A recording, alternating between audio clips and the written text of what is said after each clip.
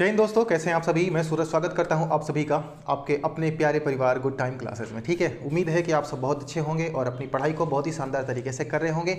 आज हम करने वाले हैं एसएससी सीएचएसएल की अरिथमेटिक की 8वीं प्रैक्टिस सेट। ठीक है, तो इसके बाद में मैंने जैसा कि कहा था कि 2 अभी भी हमारे पास बचे हुए हैं, तो 7वां आपने देख लिया होगा। 8वीं यानी लास्ट अरिथमेटिक की ये क्लास होगी। इसके बाद में नेक्स्ट क्लास से यानी कि नेक्स्ट प्रैक्टिस सेट में हम लोग कर रहे होंगे बहुत ही शानदार, बहुत ही ज़बरदस्त तरीके से एडवांस मैथ को। ठीक है, और बहुत मज़ा आएगा उसमें। आपको मैं एकदम यूनिक, एकदम बेस्ट मेथड दूंगा जिससे आप बहुत अच्छा स्कोर कर पाएँ एडवांस में भी। ठीक है, जैसे अरिथमेटिक आपकी एडवांस हो चुकी है, उसी तरीके से जो एडवांस मैथ होगा वो भी आपका एडवांस हो जाएगा। ठीक है, तो चलिए फिर जल्दी से आज की क्लास को हम लोग शुरू करते हैं। और शुरू करने से पहले अगर आप चैनल पर नए हैं तो सब्सक्राइब कर लीजिएगा, बेल आइकन को प्रेस कर दीजिएगा ताकि नोटिफिकेशंस जो भी क्लास की हो वो आप तक हम पहुँचा सके।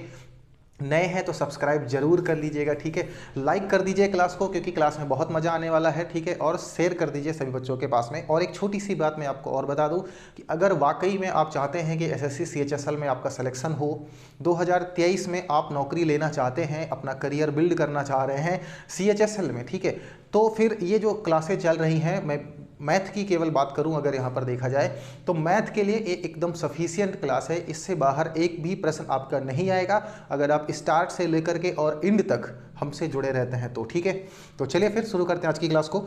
तो सबसे पहले क्वेश्चन नंबर 1 से शुरू करते हैं। आप सभी जानते हैं, तो सवाल नंबर 1 आज की क्लास का देखिए क्या है, एवरेज से संबंधित क्वेश्चन है। क्वेश्चन नंबर 1 ने कहा है कि यदि 35 संख्याओं का औसत 22 है, पहली 17 संख्याओं का औसत 19 है और अंतिम 17 संख्याओं का जो औसत है वो 20 है, तो 18वीं संख्या क्या है। कैसे लगाएंगे समझते हैं। देखो भैया, क्या है, कुल मिलाकर के 35 संख्याएं हमारे पास हैं और हम सभी जानते हैं कि ऐसे सवालों को हम लोग कैसे लगाते हैं। ये 35 संख्याएं हैं, इनके औसत की बात करें तो 22 है, लेकिन सवाल ने क्या कहा कि पहली 17 संख्याएं हैं, इनका जो औसत है वो 19 है और जो 17 संख्याएं हमारे पास और हैं, इनका जो औसत है वो 20 है। ठीक है, इनका औसत कितना है, 20 है। तो सवाल ने हमसे पूछा है 18वीं संख्या क्या है। 18वीं संख्या का मतलब ये होता है 17 17 कितना हो जाता है भैया, तो 34 हो जाता है। हमारे पास कुल 35 संख्याएं हैं, नहीं एक यहाँ पर कम है। तो मैं ये मान करके चलूँ कि जो यहाँ पर 18वीं नंबर है यानी 18th जो 18वीं संख्या है भाई, सबका अगर एवरेज 20 है तो मैं ये मान करके चल रहा हूँ ये भी अपने आप में 22 रहा होगा। सबका एवरेज अगर 22 है तो जो 18वीं संख्या है वो भी तो 22 रही होगी। ये बात तो आप लोग समझ रहे हैं ना। ठीक है, अब उसके बाद में क्या है, जो ये 17 17 और जो 34 संख्याएं हैं, इन सबको भी 22 होना पड़ेगा क्योंकि एवरेज जो है वो 22 है। ये मैं हमेशा कहता हूँ। ठीक है, अच्छा, लेकिन यहाँ पर क्या है, यहाँ पर ये 3 कम है उन 22 से। क्या देखा जाए तो ये 3 कम है, तो मैं यहाँ पर 22 लिख लेता हूँ पहले ताकि आपको और अच्छे तरीके से समझ में घटा दूंगा। तो मैं देख रहा हूँ यहाँ पर ये 3 कम है, और अगर मैं इसकी बात करता हूँ तो मैं यहाँ पर देख पा रहा हूँ ये 2 कम है। ये कितना कम है, तो 2 कम है। ठीक है, अब ये 3 कम है कितनी जगहों पर, तो मैं ये कह रहा हूँ कि 17 जगहों पर 3 कम है तो माइनस का 51 हो जाएगा, और ये 17 जगहों पर 2 कम है तो ये हो जाएगा माइनस का 34। इन दोनों को अगर आपस में देखा जाए तो चूंकि 2 के दोनों माइनस में है तो दोनों चीज़ें जुड़ जाएंगी। तो कितना हो जाएगा, 4 और 1 कितना हो जाएगा, ये 5 हो जाएगा, 5 और 3 कितना हो जाएगा, 8 हो जाएगा। तो मैं कह रहा हूँ कि 85 इन दोनों में कम है। अगर 22 एवरेज बनाना है उसके लिए इन दोनों के पास 85 कम है, यानी इनके हिस्से का जो 85 है जो इनके पास नहीं है वो किसी और के पास होगा। और वो कौन है जिसके पास होगा, वो 18 यानी 18वीं संख्या है। तो मैं कह रहा हूँ 18वीं संख्या अपने आप में 22 तो है ही, 18वीं संख्या अपने आप में 22 तो होना ही चाहिए।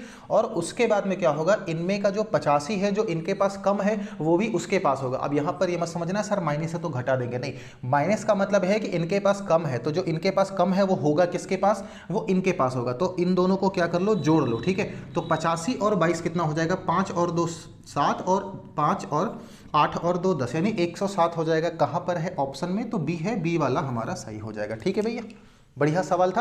और मतलब ऐसे सवालों को तो शायद मुझे अब बताने की ज़रूरत ही नहीं है क्योंकि मैं इतना पढ़ा चुका हूँ आपको ऐसे सवाल, ठीक है, कि बिल्कुल दिमाग में आपके रट गया होगा कि सवाल देखो और आपका आंसर आ जाएगा। ठीक है, और दूसरा सवाल जो है वो भी बिल्कुल ऐसे ही है, सवाल देखो और आपका आंसर आपके हाथों में, और जैसे आपका आंसर आपके हाथों में वैसे ही नौकरी भी आपके हाथों में होनी चाहिए। ठीक है, अगला क्वेश्चन, क्वेश्चन नंबर 2 क्या कह रहा है, एक ट्रेन जो 72 किलोमीटर प्रति घंटा की चाल से चल रही है 36 सेकंड में एक विद्युत पोल को पार करती है। विद्युत पोल को पार करने का मतलब ये है कि ट्रेन खुद को अपनी लंबाई को पार करती है, ठीक है। जो समय है वो 36 सेकंड है, स्पीड किलोमीटर प्रति घंटा में है, तो उसको क्या करना है, सबसे पहले हमें मीटर पर सेकंड में बनाना है। ये 72 किलोमीटर पर आवर है, ठीक है। इसको हम क्या करते हैं, 72 को हम गुणा करते हैं 5/18 से और ये हो जाएगा मीटर पर सेकेंड। क्लियर है, 18 चौके 72 और 4 से इसको गुणा करा दो तो ये हो जाएगा 20 मीटर पर सेकेंड। ये बात समझ में आ गई, ठीक है। 36 सेकेंड में वो पार करती है। तो हम सभी जानते हैं कि जो दूरी होती है, डिस्टेंस इज इक्वल टू क्या होता है, स्पीड इंटू टाइम, ठीक है। चाल गुणे समय। चाल कितनी है, 20 है। टाइम हमको दिया गया 36 सेकेंड का, तो 36 दूना 72, 720 मीटर क्या हो जाएगी, उस ट्रेन की लंबाई हो जाएगी। 720 है कहाँ, तो डी में है, ठीक है। 720 कहाँ है, डी में है, और डी क्या हो जाएगा, सही हो जाएगा, ठीक है भैया। जो डी होगा वो हमारा क्या हो जाएगा, सही हो जाएगा। बहुत सिंपल क्वेश्चन है, कोई दिक्कत की बात नहीं। पिछली क्लास के प्रश्नों को आपने देखा होगा तो बहुत अच्छे सवाल थे, बहुत गंदे सवाल थे, बहुत लेंदी सवाल थे, लेकिन फिर भी वो लगे बहुत अच्छे तरीके से और आपको समझ में भी आया। तो ऐसा मतलब कहा नहीं जा सकता कि जिस शिफ्ट में हमारा पेपर हो किस तरीके का वहाँ पर आएगा। आसान भी हो सकता है और कठिन भी हो सकता है। तो हमें क्या करना है, हमें दोनों चीज़ों को लेकर के चलना है। ना तो हमें आसान वाले को छोड़ना है और ना ही हमें कठिन वाले को छोड़ना है। दोनों चीज़ों को लेकर के चला। ऐसा भी नहीं कि आसान आ जाए तो हमारा छूट जाए या हार्ड आ जाए तो छूट जाए, इसलिए सब कुछ पढ़ना है, ठीक है। अगला सवाल देखते हैं। सवाल ने कहा है कि यदि कुछ एक संख्या हमको दी गई है 2794p, एक संख्या हमको दी गई है 2794 और एक p है, और p के बाद में हमको दिया गया है 561, ठीक है। और सवाल ने कहा है कि यह संख्या 9 से विभाज्य है तो p का मान क्या होगा। कितना सिंपल सवाल है। 9 से डिविजिबिलिटी का रूल हम सभी जानते हैं, 7 और 2 9 खत्म, ये 9 खत्म, और ये 5 और ये 4 9 खत्म, 6 और 1 7, 6 और 1 कितना हो जाएगा, 7 हो जाएगा। तो p की जगह पर कितना होना चाहिए भैया, अगर इनको जोड़ने पर 7 आ रहा है तो p की जगह पर 2 होना चाहिए, और ये 2 क्या हो जाएगा, हमारा आंसर हो जाएगा। जो p की वैल्यू है वो 2, ऑप्शन कहाँ पर है, तो सी सही हो जाएगा, ठीक है। सी हमारा सही हो जाएगा, ठीक है भैया। शानदार सवाल। और अगला सवाल देखते हैं किस तरीके से आप लगाओगे इसको और मैं आपको किस तरीके से बताने वाला हूँ। सवाल नंबर 4 ने कहा है एक निश्चित राशि पर 2 वर्ष यानी 2 साल बाद चक्रवृद्धि ब्याज और प्राप्त राशि 820 और 8820 रुपये है। यानी कि हम बात करें चक्रवृद्धि ब्याज की, जो कंपाउंड इंटरेस्ट है वो 820 रुपये है, ठीक है भैया। और जो हमारा मिश्र धन है, अमाउंट है, वो 8820 रुपये है। क्या यहाँ से हम लोग प्रिंसिपल वैल्यू को निकाल सकते हैं? बिल्कुल सर जी निकाल सकते हो। मिश्र धन यानी कि अमाउंट में से अपने ब्याज को घटा दो अगर, तो हमको मिल जाएगा पी। कितना मिल जाएगा? ये हमको मिल जाएगा 8000 रुपये, ठीक है। तो हम ये कह सकते हैं सर 8000 रुपये हमारा मूलधन है, मिश्र धन कितना है 8820 रुपये है। ये दोनों बातें समझ में आ गई। इनको सबसे पहले थोड़ा सा काटो, ये ऐसे कट जाएगा, 2 से और काट दो, 2 चौके 8 कितना हो जाएगा 400, और यहाँ पर कितना हो जाएगा 2 चौके 8, 2 चौके 8, 2 एकम 2। क्लियर है। मैंने ऐसा तरीका आपको बताया है लगाने का कि बात उसने करी है 2 साल की, ठीक है। यहाँ पर एक बात समझना, उसने क्या बात करी है, 2 साल की बात करी है। तो हम ये कह सकते हैं सर देखो, जैसे मान लो 10% होता, क्लियर है, कितना होता 10% होता, ठीक है, ब्याज की दर। तो पहले साल 10 से 11 होता और दूसरे साल भी तो 10 से 11 होता। इनको जब हम गुणा करते हैं तो हम कह सकते हैं सर ये 10 का स्क्वायर और ये 11 का स्क्वायर, ठीक है। यानी ये हमारा मूलधन और ये हमारा मिश्र धन। बोलो यही तो होता है? हाँ होता यही होता है। तो इसका मतलब क्या है कि अगर 2 साल है तो यहाँ पर जो भी ब्याज की दर होगी उसका वर्ग बनेगा। उसका क्या बनेगा? वर्ग बनेगा, ठीक है। ब्याज की दर का मतलब कि 10 से चीज़ें 11 हो गई तो 1 का अंतर 10 पे, यानी कि ये गुणा करा लो 100 से तो 10% बनेगा। मतलब ये कि अगर वर्ष 2 दिया गया है तो यहाँ पर कुछ ऐसा बनेगा कि पावर 2 बन जाए, इधर भी और इधर भी, और वो एक पूर्ण संख्या होगी, ठीक है, परफेक्ट नंबर होगा। अब क्या है, ऐसी कौन सी संख्या है कि जिसका यहाँ पर वर्ग दिख रहा होगा? तो हम कह सकते हैं सर ये 20 का वर्ग दिख रहा है और उसी के साथ में ये 21 का वर्ग दिख रहा है। तो मैं ये कह रहा हूँ कि वर्ष 2 दिया गया इसलिए 2 यहाँ पर आ गया। तो जो रेट होगा वो 20 से चीज़ें कितनी हो रही, 21 हो रही हर साल। तो कितना बढ़ रहा है? मैं कह रहा हूँ 1 बढ़ रहा है। कितने पर बढ़ रहा है सर? 20 पर बढ़ रहा है। गुणा करा दो 100 से तो 20 पंजा कितना हो जाएगा 100, 5 एकम 5। तो मैं कह रहा हूँ कि जो रेट ऑफ इंटरेस्ट होगा, ब्याज की दर होगी, वो 5% होगी। 5% कहाँ पर भैया? तो सी में है। कहाँ पर है? तो सी में है, और सी वाला हमारा सही हो जाएगा, ठीक है। बोलो सही होगा कि नहीं होगा? हो जाएगा। आसान सवाल, मतलब कुछ था ही नहीं इसमें, बस क्या है आपको समझना है। वरना अगर आप ये तरीका नहीं समझ पाते हैं, ठीक है, तो आप यहाँ पर बहुत कुछ खींचेंगे और फिर ये इसमें क्या करेंगे, आप फंसेंगे। तो आपको क्या करना है, फंसना नहीं है, ठीक है भैया। अगले सवाल पे चलते हैं। सवाल नंबर 5 देखिए क्या है, ये टंकी वाला सवाल है। सवाल ने कहा है टैप ए, टैप का मतलब नल ए, ठीक है। नल ए है वो 6 घंटे में एक टैंक को भर सकता है। नल बी है उसी टैंक को 8 घंटे में भर सकता है, और सी, एक नल सी है, उसी टैंक को 4 घंटे में खाली कर सकता है। देखो भैया, जो खाली करने वाला है इसका मतलब क्या है कि हम और आप दोनों लोग मिलकर के चाहते हैं कि आपको नौकरी मिले, ठीक है, लेकिन आस पड़ोसी का कोई होगा जो चाह रहा होगा कि नौकरी ना मिले, वो क्या करेगा, हमको खींचेगा, मतलब हमारे उल्टा का काम करेगा, ठीक है। हम एक दिन में 12 घंटे पढ़ते हैं, वो 6 घंटे हमको बकाता है, तो यानी कि हमारा काम 6 घंटे का हुआ। बात समझ में आ रही है ना। शाबाश। तो कैसे लगाएंगे, देखो क्या है, 3 नल है, एक नल ए है और एक नल बी है और एक नल सी है, ठीक है। ए जो काम करता है वो 6 घंटे में उसको भर सकता है, ठीक है। बी उसको 8 घंटे में भर सकता है, शाबाश। सी उसी टैंक को 4 घंटे में खाली कर सकता है। हमको ये पता कर लेते हैं टैंक में पानी आखिर आ कितना रहा होगा। 6, 8 और 4 का अगर हम एलसीएम लेते हैं तो 24 आ जाएगा, ठीक है। 6 चौके 24 हो जाएगा, 8 तिरिक 24 हो जाएगा, 4 छाक 24 हो जाएगा। मैं कह रहा हूँ कि अगर ये तीनों, सवाल ने फिर यही कहा है कि यदि सभी तीनों टैप एक साथ में खोल दिए जाते हैं तो टैंक को भरने में कितना समय लगेगा। मुझे एक बात बता दो कि अगर तीनों को एक साथ में खोलेंगे, भैया ये दोनों तो भरने का काम करेंगे, तो एक हम कह रहे हैं सर 7 के स्पीड से ये भरेंगे, और उसी के साथ में ये खाली करेगा। ये क्या करेगा, खाली करेगा। ये खाली करने वाला टैंक है, ठीक है। तो ये 6 के हिसाब से खाली करेगा हर घंटे में। मतलब मैं ये कह रहा हूँ कि अगर हर घंटे में उस टैंक में 7 लीटर पानी चढ़ता है तो 6 लीटर पानी बाहर निकल भी जाता है, यानी हर घंटे कितना पानी चढ़ रहा है, तो 1 लीटर पानी चढ़ रहा है। तो मैं इन दोनों का अगर बात करूँ तो यहाँ पर निकल करके रिजल्ट कितना आएगा, 1, यानी तीनों नल अगर एक साथ में खुलते हैं तो काम कितना होगा, 1 घंटे में केवल 1 काम होगा, ठीक है। क्योंकि 7 काम तो हम कर रहे हैं पॉजिटिव डायरेक्शन में और 6 काम हम कर रहे हैं उल्टा, तो यानी कुल रिजल्ट जो आएगा वो 1 आएगा।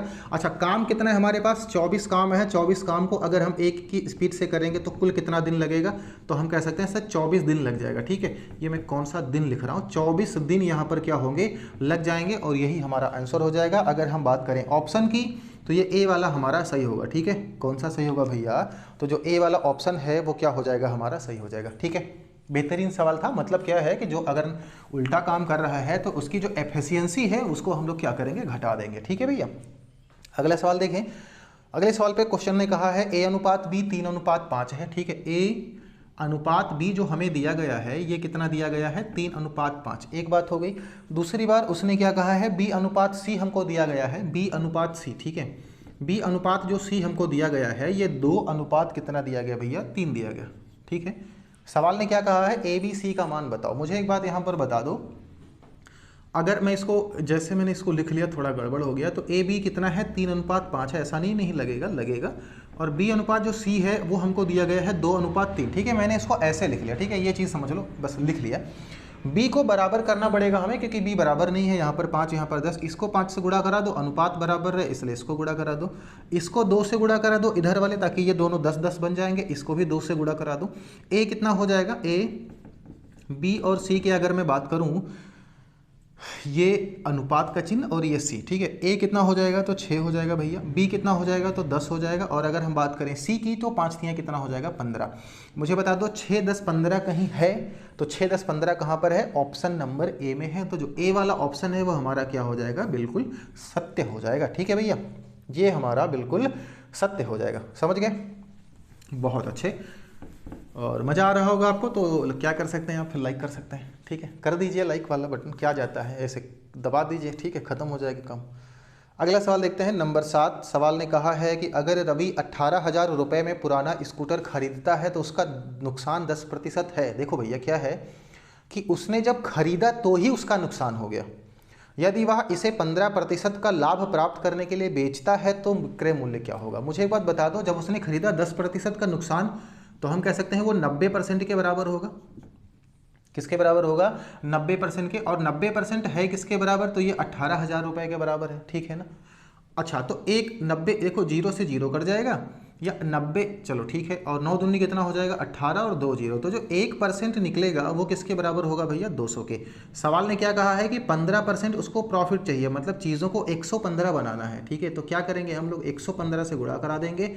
किसको गुणा करा देंगे, 200 को। 115 दुना कितना होता है, तो 230 होता है ना, और 2 0 और हो जाएंगे, ठीक है। ये 23,000, 23,000 कहाँ ऑप्शन में, तो डी वाला सही, ठीक है।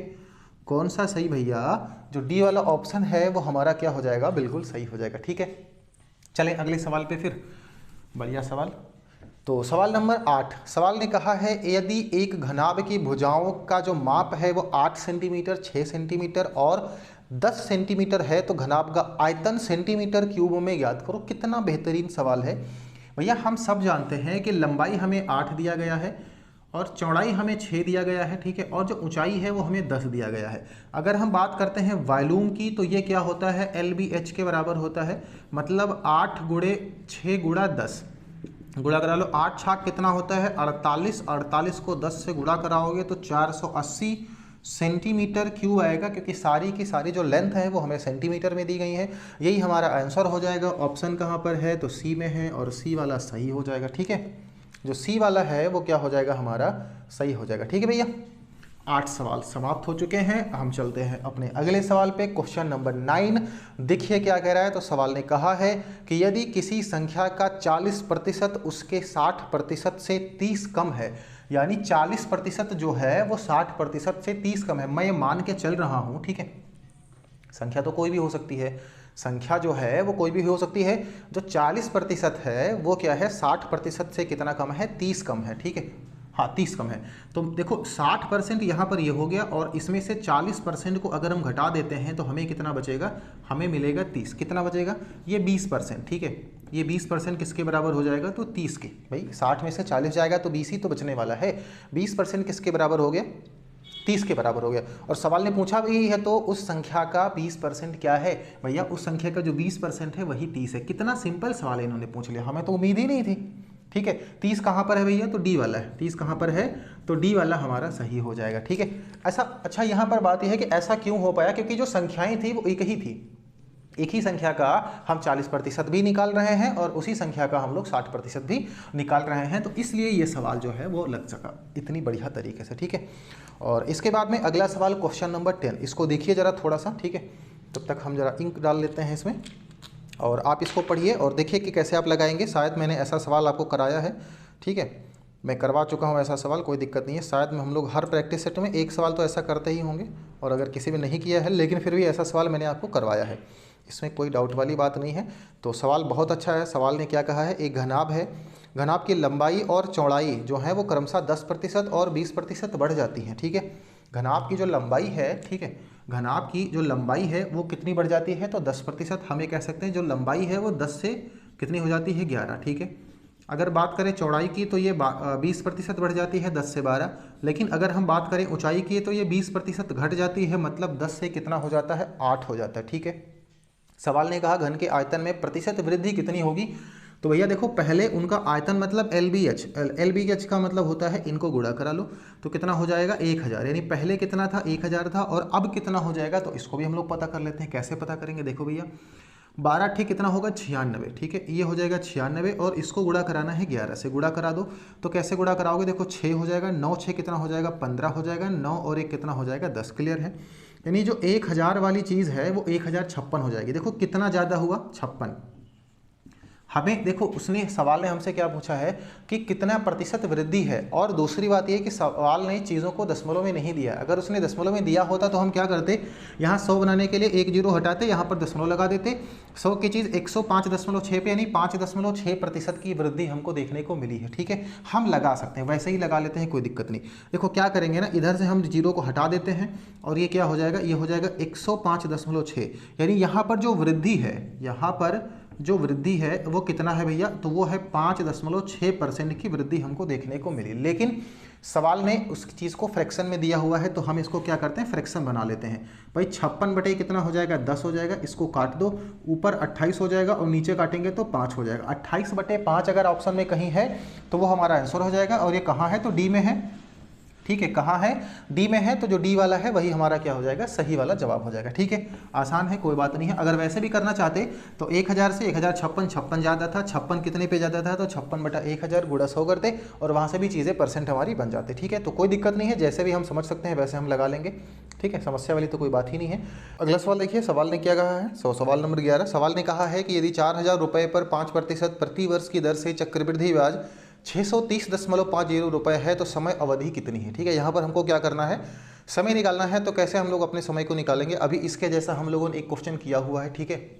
उसमें क्या था, उसमें हमें ब्याज दिया हुआ था, ठीक है, और हमें मिश्र धन दिया हुआ था। हमने उसमें सबसे पहले मूलधन निकाला और उसके बाद में हमने निकाल लिया कि यहाँ पर जो ब्याज की दर है वो कितनी है, ठीक है। तो यहाँ पर ब्याज की दर हमें दी गई है 5%। 5% का मतलब हम सभी लोग जानते हैं 1/20 होता है, मतलब हर वर्ष जो चीज़ें हैं वो 20 रुपये से 21 रुपये बनती हैं, ठीक है। हम इसको दो तरीक़ों से लगा सकते हैं। पहला तरीका ये है कि 4000 हमें मूलधन दिया गया है, इसमें हम अपने ब्याज को जोड़ें, ठीक है, और उसके बाद मिश्र धन बनाएं। मिश्र धन बनाएंगे फिर हम देख पाएंगे कि 20 से चीज़ें 21 कितनी बार यहाँ पर होनी है, उसी के हिसाब से हम अपना समय निकाल सकते हैं, ठीक है। इसका एक दूसरा तरीका और है जो इसको हम बहुत बेहतरीन तरीके से कर सकते हैं, ठीक है। ये जो तरीका मैंने आपको सबसे पहले भी बताया है, ठीक है, कि मूलधन में हम लोग अपने ब्याज को जोड़ेंगे, ये तब ठीक रहता अगर यहाँ पर चीज़ें दशमलव में नहीं दी गई होती, कोई बहुत अच्छी चीज़ होती तो, ठीक है। लेकिन यहाँ पर बहुत आसान है और एक दूसरा तरीका है जिससे हम इसको लगा सकते हैं। देखो हमने क्या माना, हमने ये माना कि जो 4000 रुपये है, ठीक है, ये तो हमारे पास है जो हमको दिया गया, ठीक है। अच्छा, जो ब्याज की दर है वो कितनी है, वो 5% है, यानी 5% हर वर्ष हमको देना ही पड़ेगा। 4000 का अगर हम 5% देखते हैं तो पहले साल 200 रुपये बनता है। कितना बनता है, 200 रुपये बनता है पहले साल, ठीक है। अच्छा, पहले साल अगर 200 बनेगा तो दूसरे साल 200 तो कम से कम बनेगा, और तीसरे साल की बात करें तो 200 रुपये तो यहाँ भी बनेगा। अब बात यह है कि सर आपने 3 बार क्यों बनाया, हमने देखा कि जो ब्याज है वो 630 रुपये कम से कम हमको लाना ही लाना है, ठीक है। तो भैया 200 रुपये अगर एक साल बन रहा है तो 3 साल में मिला करके कम से कम कितना बन जाएगा, 600 रुपये बन जाएगा। लेकिन अब यहाँ पर एक समस्या है, हम 3 वर्ष इसमें टिक कर सकते हैं सीधे सीधे कि 4000 रुपये का 5% की दर से 630 रुपये ब्याज हमारा होगा 3 साल में। लेकिन यहाँ पर एक ऑप्शन बी भी है जो 7/2 यानी 3.5 साल है। अब हम यहाँ पर फंस जा रहे हैं कि 3 वर्ष का सही है या फिर 3.5 साल का सही है। अगर 3.5 नहीं होता, उसकी जगह पर कुछ और होता, 4, 4.5 होता, तो हम जो 3 था इस पर बिल्कुल टिक कर सकते थे। तो कोई दिक्कत की बात नहीं, थोड़ा सा और खेल लेते हैं। देखो, जो चक्रवृद्धि ब्याज होता है वो दरअसल क्या होता है, ब्याज के ऊपर भी ब्याज देना होता है। जब हम दूसरे साल आएंगे तो 4000 का 5% तो 200 रुपये हुआ, लेकिन जो 200 रुपये पहले साल का ब्याज था इसका भी 5% हमको देना होगा। तो 200 रुपये का 5% अगर हम निकालेंगे तो कितना आएगा भैया, 10 रुपये आएगा, ठीक है। ये बात होगी पहले साल की। फिर अब दूसरे साल में जब हम आ जाएंगे, ठीक है, तो दूसरे साल में हमने क्या देखा, पहले 2 सालों में जो 400 रुपये ब्याज मिला था, इसका ब्याज अगर हम देखेंगे तो 400 रुपये का 20 रुपये हो जाएगा, ठीक है। अब 10 रुपये का फिर से अगर हम लोग ब्याज निकालते हैं 5% की दर से, तो 10 × 5 = 50, यानी कि 0.5 रुपये हो जाएगा, ठीक है। कितना हो जाएगा, 0.5 रुपये हो जाएगा। अब इनको अगर हम जोड़ते हैं तो 2, 4, 600 और 20 और 30, 630.5, और वही हमारा आंसर है, ठीक है। 630.5 रुपये ब्याज हमको बनाना था। सवाल ने पूछा समय कितना चाहिए, हमने देखा 3 वर्ष चाहिए यहाँ पर, ठीक है। तो अगर हम यहाँ पर बात करते हैं समय की भैया, तो जो समय हमारा हो जाएगा वो कितना हो जाएगा, 3 वर्ष का यहाँ पर हो जाएगा, और ये हमारा सही आंसर हो जाएगा। ऑप्शन की बात करें तो जो सी वाला है वो सही हो जाएगा, ठीक है। मतलब सिंपल है, कोई इसमें कुछ करना ही नहीं था, ना हमको जोड़ना घटाना कहीं कुछ नहीं करना, एक सिंपल सी चीज़ थी। अच्छा, एक बात और है कि इसको करने के लिए ज़रूरी नहीं था कि हम इसको ऐसे लिख करके करें, हम अपने दिमाग में भी इसको सॉल्व करके और कर सकते थे, ठीक है। बढ़िया सवाल था, ठीक है, एकदम ज़बरदस्त तरीका था। देखो बात क्या है ना, ज़रूरी नहीं है कि किसी भी क्वेश्चंस को करने का जो मेथड होता है, जो एक तरीका आपको सिखाया जाता है, जब पेपर आए तो हम वैसे ही चलें। सवाल जिस तरीके से जल्दी लग सकता है हम वैसे ही कर लें तो ज़्यादा बेहतर हमारे लिए होता है, ठीक है भैया।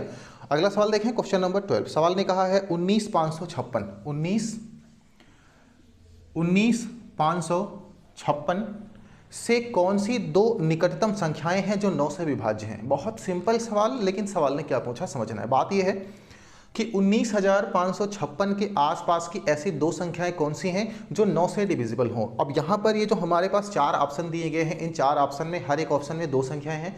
दोनों संख्याओं में हमको देखना है कि ऐसे कौन से ऑप्शन हैं जिनकी संख्याएं 2 इनके सबसे नज़दीक हैं और वो 9 से विभाज्य भी हों।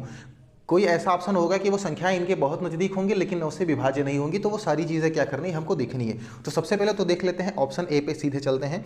19,564 तो 596, ये 19,596, ठीक है। ये कितना है, 19,596, ठीक है, 19,596, हाँ ये ठीक है। तो जो पहला वाला ऑप्शन है 19,564 और 19,620 है इसी के आसपास में, ठीक है।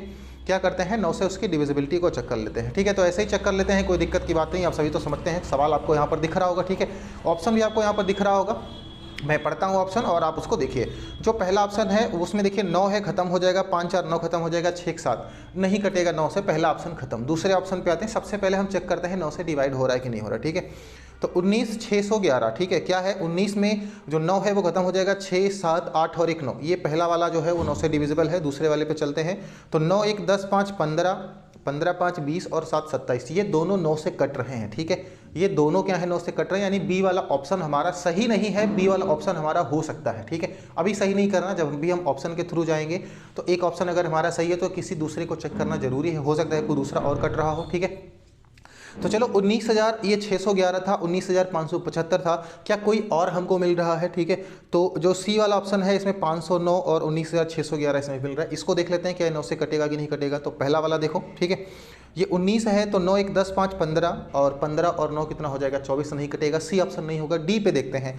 अब जो डी है वो 19,593 है, 593 596 के ज़्यादा नज़दीक है, 19,602 भी इसके ज़्यादा नज़दीक है। तो इसको देख लेते हैं क्या 9 से कटेगा कि नहीं कटेगा। तो पहला ऑप्शन देखते हैं, ठीक है, मतलब डी में जो दो संख्या है पहली संख्या को देखते हैं। ठीक है, 9 1 10 5 15 3 18 9 27 कट रहा है पहली संख्या। दूसरी संख्या देखते हैं 9 1 10 6 16 2 18, ये भी कट रहा है। तो हम कह सकते हैं सर जो हमारा डी वाला ऑप्शन होगा वो सही होगा। ठीक है, जो डी वाला ऑप्शन होगा वो सही होगा। देखो बी भी कट रहा है, डी भी कट रहा है, लेकिन बात सवाल ने कही थी को जो सबसे नज़दीक संख्या है। ठीक है, तो यहाँ पर हमने क्या देखा, जो डी वाली संख्या है वो ज़्यादा नज़दीक है कंपेयर टू बी। ठीक है, तो इसलिए जो डी वाला ऑप्शन है वो हमारा क्या होगा, सही हो जाएगा। बहुत शानदार सवाल, मतलब इसमें तो पेन उठाने की आवश्यकता नहीं थी और पेन हमने नहीं उठाई, लग गया सवाल। ठीक है भैया, सवाल नंबर 13। सवाल ने कहा है 12 पेन की जो लागत मूल्य है वो 8 पेन के विक्रय मूल्य के बराबर है, लाभ कितना होगा। हमने क्या देखा, 12 पेन का जो सीपी है, ठीक है, वो 8 पेन के एसपी के बराबर है। लागत इनका हम औसत वो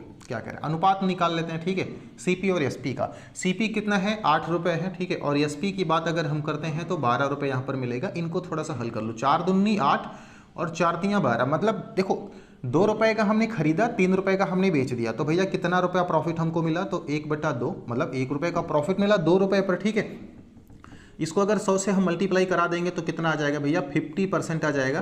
तो अगर हम बात करते हैं प्रॉफिट की, यहाँ पर सवाल ने तो यही पूछा है ना कि उसका लाभ कितना होगा। ठीक है, तो जो लाभ है वो कितना है, 50% है। ऑप्शन की बात करें तो सी है, सी वाला सही हो जाएगा। ठीक है, जो सी वाला होगा वो हमारा क्या हो जाएगा भैया, तो सही हो जाएगा। क्या समझ गए, बहुत सिंपल है।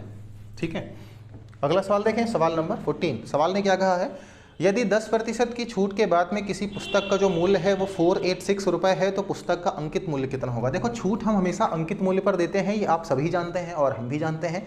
तो 10% की जब उसने छूट दे दी तो हमें कह सकते हैं सर उसने 90% पर बेचा होगा, और 90% की जो वैल्यू है वो 486 है, 486 है। ठीक है भैया, इसको 9 से डिवाइड कर दो, 9 दहम कितना हो जाएगा, 90 हो जाएगा। 9 से इसको भाग कर दो तो 9 50 कितना हो जाएगा, 45, और 9 चौके कितना हो जाएगा, 36। 10 की वैल्यू अगर 54 है, सवाल ने क्या कहा है उसका अंकित मूल्य कितना है, मतलब हमें 100 की वैल्यू चाहिए, और 100 की वैल्यू के लिए हमको क्या करना पड़ेगा, इसको 10 से मल्टीप्लाई करना पड़ेगा। इसको भी अगर 10 से मल्टीप्लाई करा देंगे तो हम सभी जानते हैं ये 540 हो जाएगा। ठीक है भैया, तो 540 रुपये हमारा आंसर हो जाएगा। अगर कहीं पर ऑप्शन में 540 हो तो वही हमारा सही होगा, और हमने बी वाले को देख लिया। ठीक है, हमने किसको देखा, तो बी वाले को हमने देखा, और ये भी हमारा क्या हो जाएगा, खत्म हो जाएगा। ठीक, अगले सवाल पे चले, सवाल नंबर 15। बहुत बेहतरीन सवाल हैं, बहुत कम समय में लग रहे हैं, और ये आपके प्रीवियस ईयर में पूछे गए सवाल हैं, कोई दिक्कत की बात नहीं है, और ऐसे ही हम लोग एडवांस को भी खत्म कर रहे होंगे। ठीक है, नंबर 15 सवाल क्या कह रहा है, एक नाव धारा के विपरीत 15 किलोमीटर की दूरी को 5 घंटे में तय करती है और धारा के साथ 42 किलोमीटर की दूरी को 6 घंटों में तय करती है। किलोमीटर प्रति घंटा में धारा की गति क्या है, मतलब हमें चाल निकालना है। क्या निकालना है, चाल निकालना है। तो सबसे पहले देखते हैं, ठीक है, उसने क्या कहा कि जो नाव है वो धारा की विपरीत दिशा में, हम मान लेते हैं कि जो हमारी चाल है या नाव की चाल है वो ए है, और जो धारा की चाल है वो बी है। तो जब हम लोग विपरीत जा रहे होते हैं तो जो चाल होती है वो a माइनस बी होती है। ठीक है, और चाल बराबर हम हमेशा जानते हैं कि दूरी बटा समय होता है। धारा की विपरीत दिशा में वो 15 किलोमीटर जाती है, लेकिन 5 घंटे में। तो हम कह सकते हैं सर 15 किलोमीटर वो जाती है, 5 घंटे में जाती है। इनको हल कर लेंगे तो 3 आएगा, यानी उसकी स्पीड कितनी रही होगी, 3 किलोमीटर पर आवर। ये बात समझ में आ गई, कब रही होगी, धारा की विपरीत दिशा में। ठीक है भैया, अच्छा धारा के साथ की अगर हम बात करें, ठीक है, धारा के साथ की अगर हम बात करें तो धारा के साथ में वो 42 किलोमीटर की दूरी को तय करती है, लेकिन 6 घंटे में।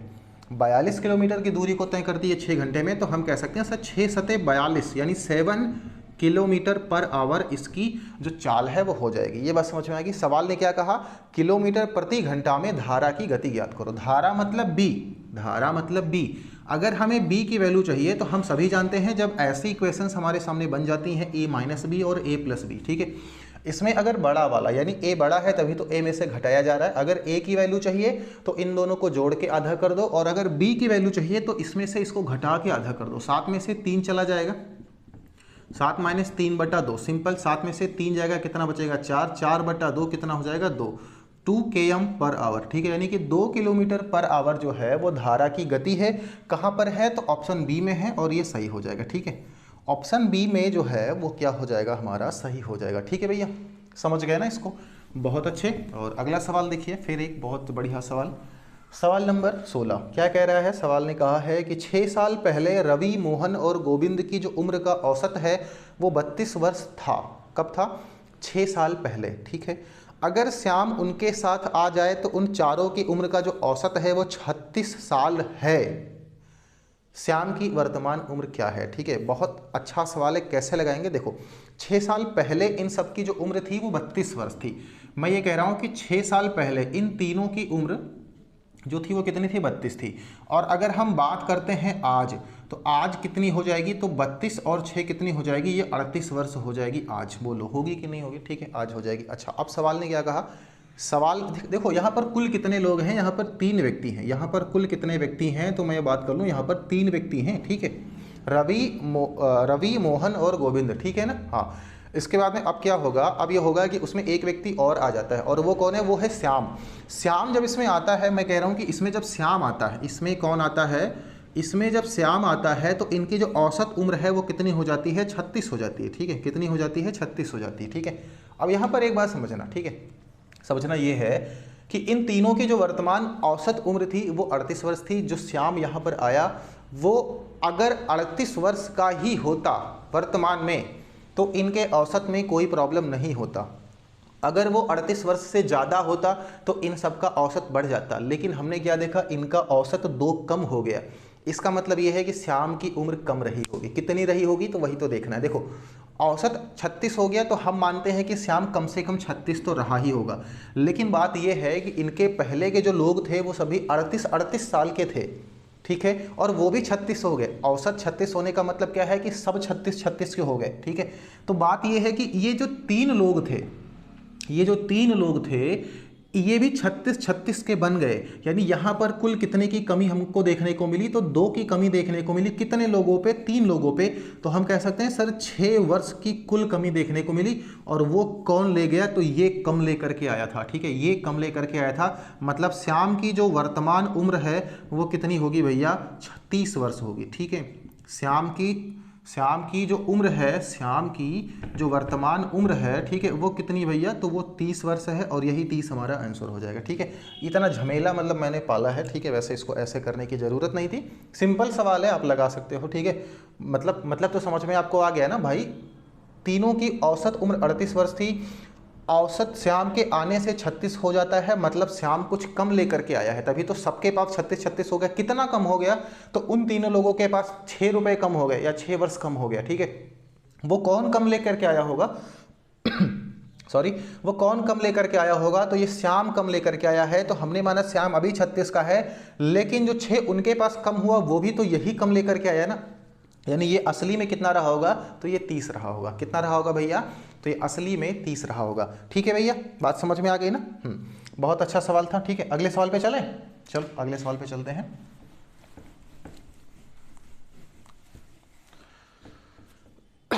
तो सवाल नंबर 17 देखिए क्या कह रहा है। सवाल नंबर 17 ने कहा है कि यदि x अनुपात y 3:2 है, ठीक है। जो x अनुपात y है वो कितना दिया गया हमें? 3:2 दिया गया है। और एक कंडीशन हमको दी गई है कि जो x प्लस वाई है वो हमें दिया गया है 90, ठीक है। x प्लस वाई कितना दिया गया है? 90 दिया गया है, ठीक है।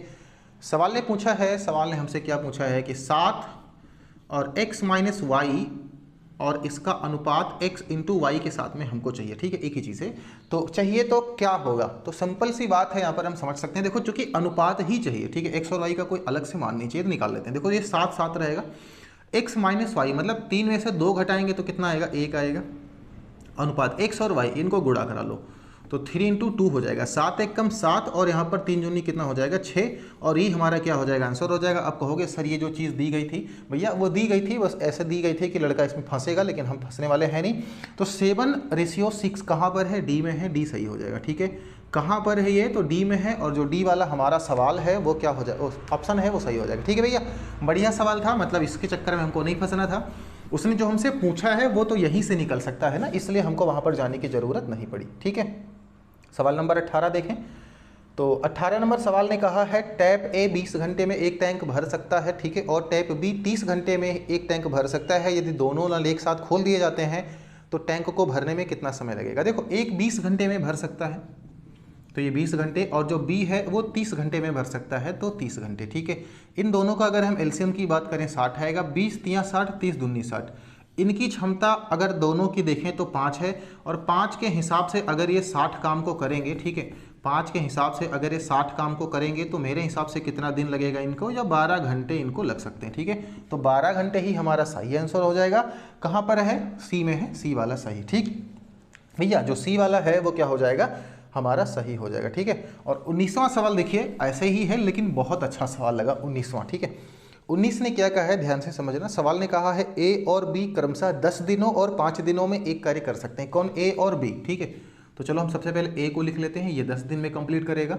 जो बी है वो 5 दिन में कंप्लीट करेगा। अगर हम बात करते हैं कुल काम की तो हम ये कह सकते हैं सर हमारे पास काम 10 होगा, 10 एक कम 10, इसकी क्षमता 1 है और इसकी मतलब ये एक दिन में कंप्लीट कर, एक क्षमता 1 है और इसकी क्षमता कितनी है, 2 है। ठीक है, अच्छा आगे सवाल ने क्या कहा, उन्होंने 2 दिनों तक एक साथ में काम किया। जो भी सवाल कह रहा है हम करते जाते हैं। 2 दिन मतलब इनकी क्षमता कुल कितनी हो जाएगी, 3 के हिसाब से 2 दिन काम करेंगे तो कितना काम होगा, 6। ठीक है, अगर हम यहाँ पर बात करते हैं सर शेष काम अभी भी कितना बचा, तो शेष काम कितना हो जाएगा, 10 में से 6 घटा दो, कितना बचेगा, 4 काम अभी भी हमारे पास बच रहा है। अब क्या हुआ, अब बात सवाल ने ये कहा है कि जिसके बाद मतलब एक साथ काम किया 3 दिनों तक, 2 दिनों तक, ठीक है, और उसके बाद में क्या होता है, बी को सी से बदल दिया गया, यानी बी चला गया और बी की जगह पर कौन आ गया, सी आ गया। चलो कोई बात नहीं, सी को आ जाने दो, और काम अगले 3 दिनों में खत्म हो गया। अब मुझे एक बात ये बता दो, सी आ तो गया ठीक है, काम अगले 3 दिनों में खत्म हो गया,